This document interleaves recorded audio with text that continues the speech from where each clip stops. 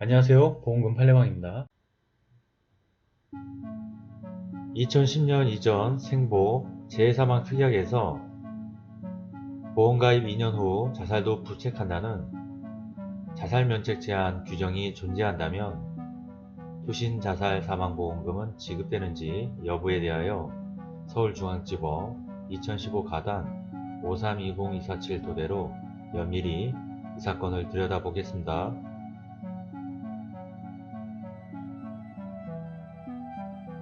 우선 기초사실에 의하면 피보험자 망인은 2004년경 종신보험과 재해사망 특약을 함께 가입하였습니다.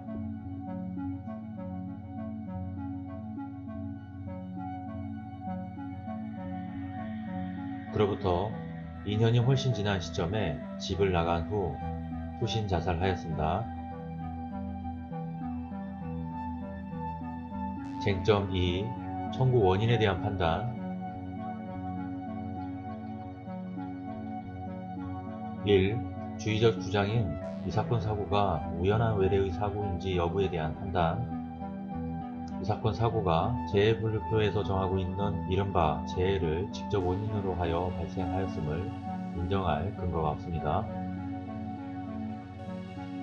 2. 예비적 주장인 이 사건 사고가 자살면책 제한 규정에 해당하는지 여부에 대한 판단. 가. 보험금의 지급 의무. 이 사건 재해사망 특약의 자살면책 제한 규정은 보장 개시일로부터 2년이 경과한 후에 자살한 경우는 사전 합의에 따라 특별히 이른바 재해, 보험사고에 포함시키겠다는 의미 인정.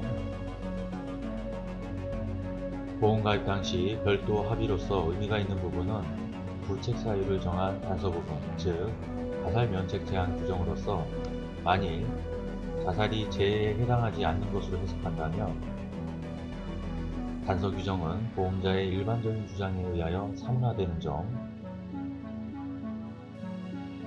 재해사망 특약 내에 자살면책 제한 규정이 명시되어 있어 대다수의 평균적 고객의 이해가능성 상식으로서는 보험가입 당시 글자 그대로 보장 개시일로부터 2년이 경과된 후의 자살은 재해로 인정하여 사망보험금을 지급한다는 취지로 인식할 가능성이 높은 점. 이러한 사정을 종합하여 보면 망인이 보장 개시일로부터 2년이 경과한 후에 자살로 사망한 이 사건에 있어서 피고는 원고에게 이 사건 특약, 면책 제한 규정에 따라 재해사망보험금을 지급할 책임이 있습니다.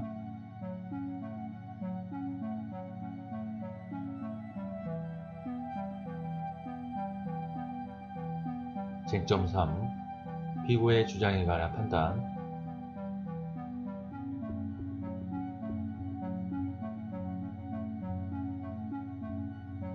1.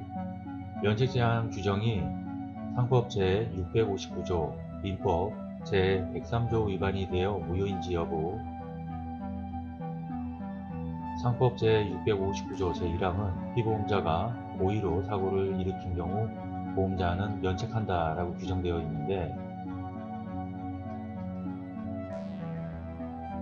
이 사건 재해사망 특약의 면책 제한 규정의 취지는 보험가입 후 2년이 지난 시점에는 자살 위험성이 상대적으로 낮아진다는 점을 착안하여 그 경과 기간 이후 자살은 일률적으로 재해사망보험금을 지급하겠다고 선언한 것으로 봄이 상당하여 자살 그 자체가 범죄가 아닌 이상 반사회 질서 행위가 아닐 뿐만 아니라 사적 자치의 원칙상 유효하다고 할 것입니다.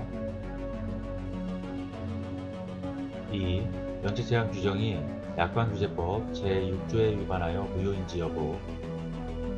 약관규제법의 입법 취지는 불공정한 내용의 약관을 규제하고 소비자를 보호하는 데 있는 바 자살면책 제한 규정으로 인하여 다른 보험계약자들의 보험료 상승에 손해를 볼 가능성이 있다는 사정만으로 불공정한 약관으로서 작성자불이익의 원칙, 약관규제법에 따라 무효가 된다고 보기는 어렵습니다. 또한 평균적 고객의 이해 가능성에서 애시당초 보험가입 당시 재해사망특약의 기재사항에 따라 보험자의 재해사망보험금 지급 의무가 있다고 해석할 가능성이 상당히 높은가, 다른 보험계약자 그리고 보험자, 공제조합 등의 무리한 부담을 지우게 된다고 보기는 어렵습니다. 그러므로 자살면적 제한 규정이 약관규제법 제6조에 위반하여 무효라고 보기는 어렵습니다.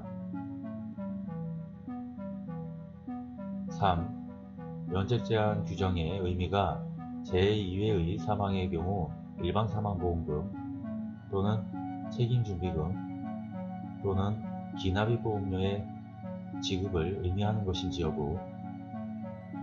이러한 주장은 자살면책 제한 규정을 이렇게 해석할 아무런 근거가 없습니다.